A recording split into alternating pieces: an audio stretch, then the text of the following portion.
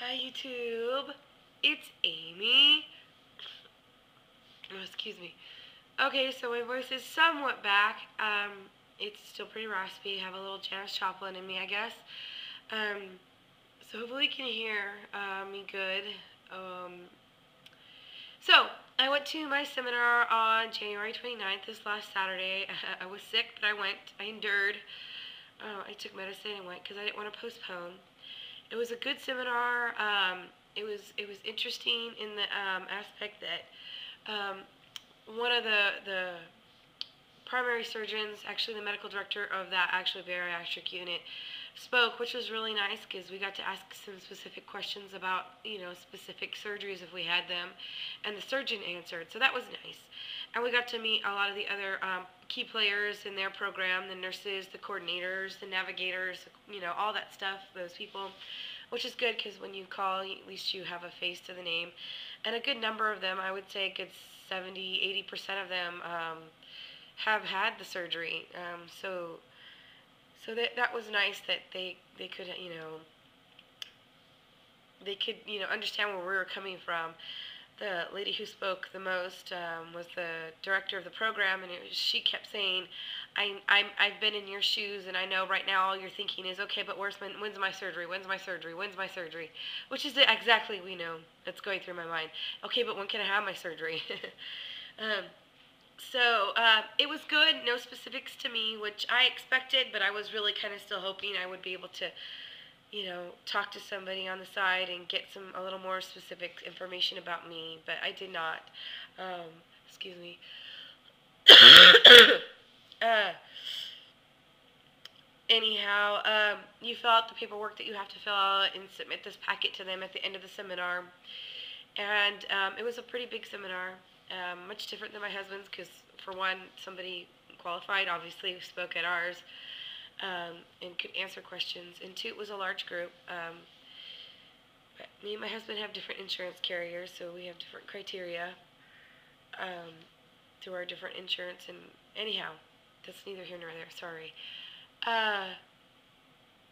So you submit the packet, and they go through it, and they figure out if you're a good surgical candidate, a good candidate for the surgery.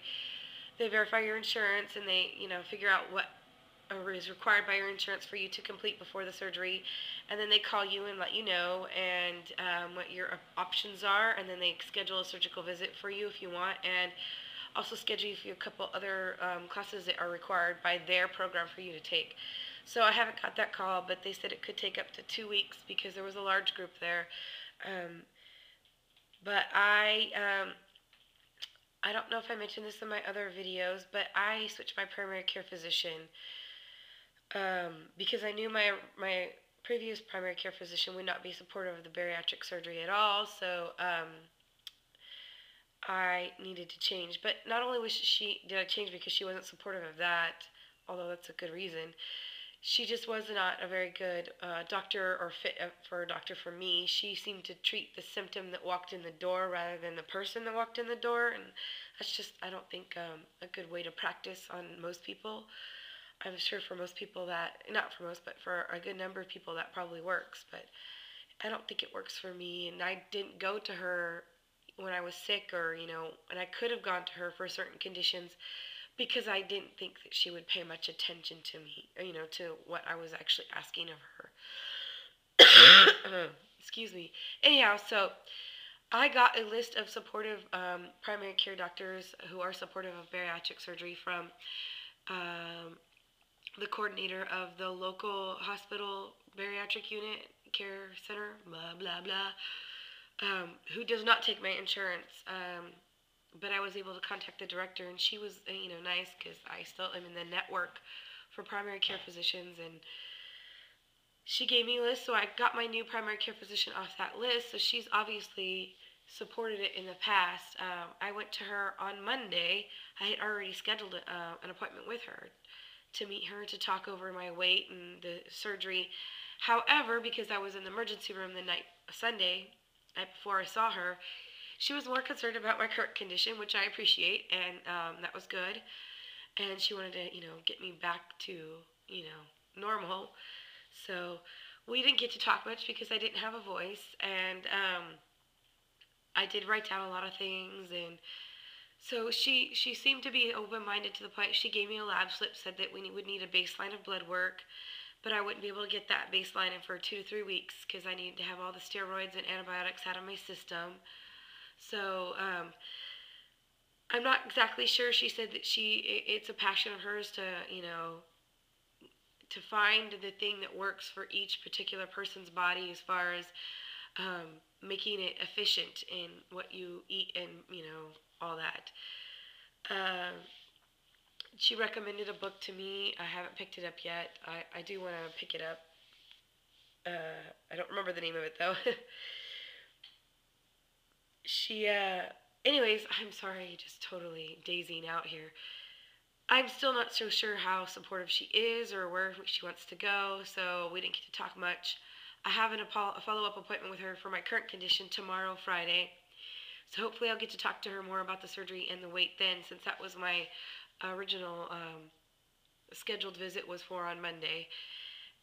So she'll follow up on my current condition. Hopefully we'll get to exchange some more, about the weight loss surgery, because I really kind of keep pushing forward. And even if I have to do a medically supervised diet, which I'm still hoping I don't have to do, only because it's going to prolong everything, I will, of course, do it if I have to. It'll just be another step.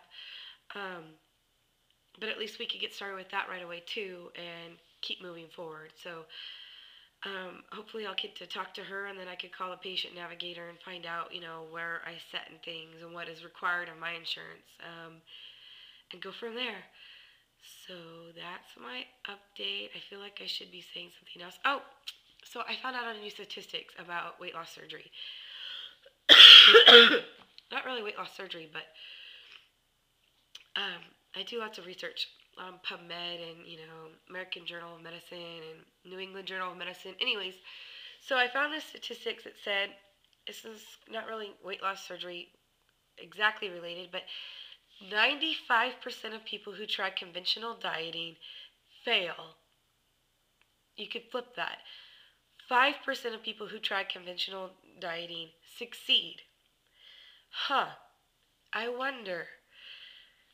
It's just there's some mechanical issues in our brain and mechanical issues in our body that make adapting to conventional dieting for somebody who's over 100 pounds overweight to actually be able to do.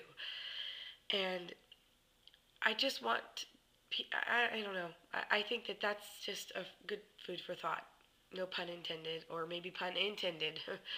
Okay, well, I'm going to go before my voice gets worse again. And maybe I'll update tomorrow after my doctor's.